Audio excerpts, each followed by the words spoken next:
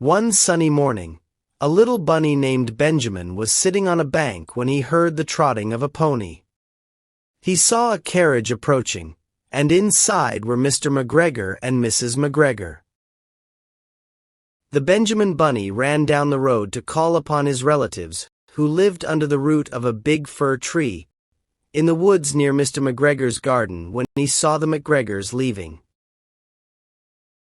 Near the woods lived Benjamin's aunt, Mrs. Rabbit, and his cousins, Flopsy, Mopsy, Cottontail, and Peter. Mrs. Rabbit was poor and earned her living by knitting rabbit wool mittens and selling herbs. Benjamin decided to go around the fir tree as he did not want to see his aunt, and he almost stumbled upon his cousin Peter, who was sitting alone. Peter looked sad and was wrapped in a red pocket handkerchief. Benjamin was horrified to see Peter in that condition and exclaimed, "Peter, where are your clothes?" Peter replied, "The scarecrow in Mr. McGregor's garden," and explained how he had dropped his shoes and coat when he was chased out of the garden. Benjamin Bunny assured his cousin that the McGregors have gone out, and will certainly be gone for the day, as he saw them leave in a carriage dressed in the best bonnet. Peter then hoped it would rain. At the same time, they heard Mrs. Rabbit call for Cottontail, saying, "Fetch some more chamomile." Peter then decided to go out for a walk, and Benjamin accompanied his cousin. They got up on a wall to get a clear view of Mr. McGregor's garden. They looked down and saw Peter's coat and shoes were still hung on the scarecrow, and now it was topped with Mr. McGregor's old hat. Little Benjamin said, "Our clothes will spoil if we squeeze under the gate, so we should climb down the pear tree to get into the garden." They both got in and left their footprints all over the garden, as the soil was newly raked and quite soft. They decided to get Peter's clothes back, and pulled the scarecrow with the help of the red handkerchief Peter was wearing. Since it had been raining the previous night, the coat was somewhat shrunk. Meanwhile, Benjamin tried on Mr. McGregor's hat, but it was too big for him.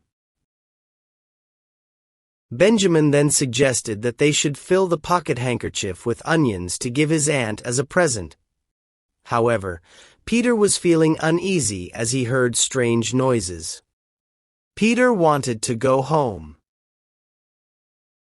Benjamin led the way, and taking a different route, he said, "We cannot climb down a pear tree with onions." So they walked along the planks, under a bright red brick wall. On the way, Peter dropped some onions twice. He collected them and continued walking, but now he could hear the noises more loudly. Peter suddenly stopped and saw a big cat. Benjamin also saw the cat and hid them both, along with the onions, under a large basket. The cat got up and sniffed the basket. Maybe she liked the smell of onions. She sat upon the basket for 5 hours. Peter and Benjamin were frightened underneath the basket as it was dark, and the foul smell of onions made them cry. It was quite late in the afternoon when the cat was still sitting on the basket. Suddenly she felt some mortar fall on her from the wall. The cat looked up and saw old Mr. Benjamin walking on top of the wall. He was little Benjamin's father, who had come looking for his son. Old Mr. Benjamin was not scared of cats, so he jumped down the wall and landed on the cat. He kicked the cat, scratching a handful of her fur. The shocked cat ran towards the greenhouse, and Mr. Benjamin immediately locked the door from outside. Then he returned to the basket and rescued his son and nephew.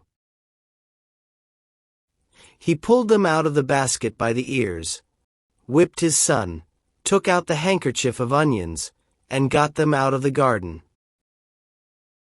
When Mr. McGregor returned, he was shocked and confused to see tiny footprints all over his garden. He couldn't make sense of how the cat locked herself up. Back at home, Peter's mother forgave him because he had found his coat and shoes, while old Mr. Benjamin strung up the onions and hung them in the kitchen with some herbs. As Peter and Benjamin rested at home, the two bunnies laughed about their wild adventure. They promised to be more careful next time, but couldn't help giggling at how the cat got locked in the greenhouse. Later that evening, as the stars twinkled in the sky, Peter's mother made a delicious stew with the onions Benjamin had collected. The family sat together, enjoying their meal, and Mrs. Rabbit smiled at her little ones. "Remember, my dear bunnies," she said, "it's good to be brave, but it's even better to think before you act. And always, always stick together." With full tummies and warm hearts, the bunnies snuggled into their beds, ready for more adventures tomorrow, but perhaps with a little less mischief.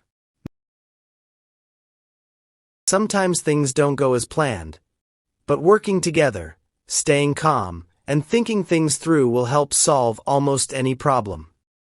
And of course, a little laughter can make even the scariest moments seem lighter. If you enjoyed this story and found it interesting, please like this video and share your thoughts in the comments below.